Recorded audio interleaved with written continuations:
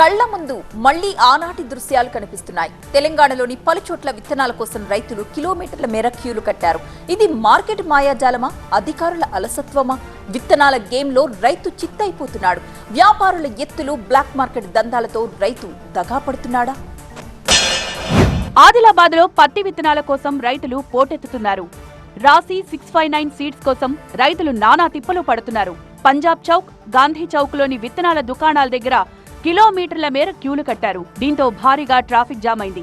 గంటల కొద్దీ పడిగాపులు పడుతున్నా విత్తనాలు దొరకడం లేదు. షాపుల ముందు నో స్టాక్ బోర్డులు పెట్టడంతో రైతన్నలు ఆగ్రహించారు.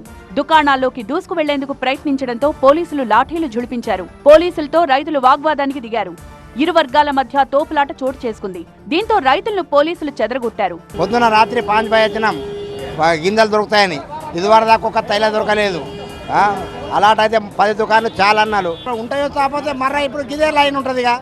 రోజు అదే పని చేయమంట, చేనకాయ కొనమంటా లేదా? ఇటు పోలీసు వాళ్ళు లాఠీ దింపుతున్నారు. ఇతర రకాల పత్తి విత్తనాలున్న రైతులు రాశి 659 విత్తనాల కోసం పోటీ పడ్డంతో డిమాండ్ పెరిగిందంటున్నారు వ్యవసాయ శాఖ అధికారులు. రాశి కంపెనీకి చెందిన 659 అనే వెరైటీకి ఎక్కువ దిగుబడి వస్తుందనే ఉద్దేశంతో దానికి ఎక్కువ డిమాండ్ ఉన్నది. దానికి సంబంధించి మనకు జిల్లాకి ఇప్పటికే ఒక 40,000 ప్యాకెట్లు పైగా రావడం జరిగింది. నిన్న ఇవాళ కూడా ఒక 25,000 ప్యాకెట్లు కూడా జిల్లాకు రావడం జరిగింది. ఇది సిద్దిపేట జిల్లా దుబ్బాకలో జీలుగ విత్తనాల కోసం తెల్లవారుజాము నుంచే దుకాణాల ముందు బారులు తీరుతున్నారు రైతులు. విత్తనాలు దొరక్కపోవడంతో ఆగ్రహించిన రైతన్నలు ఆందోళనకు దిగారు.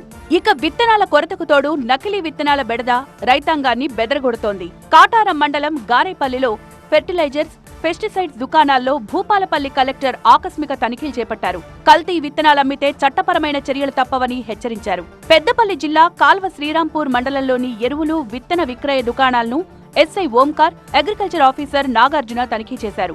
రైతులకు విక్రయించడానికి తీసుకొచ్చిన విత్తనాలు, ఎరువుల స్టాక్ రిజిస్టర్లను పరిశీలించారు. నకిలీ విత్తనాలు విక్రయిస్తే కఠిన చర్యలు తీసుకుంటామని పోలీసులు వార్నింగ్ ఇచ్చారు. మార్కెటింగ్ మాయలో విత్తనాల గేమ్లో రైతులు చిత్తవుతున్నారు.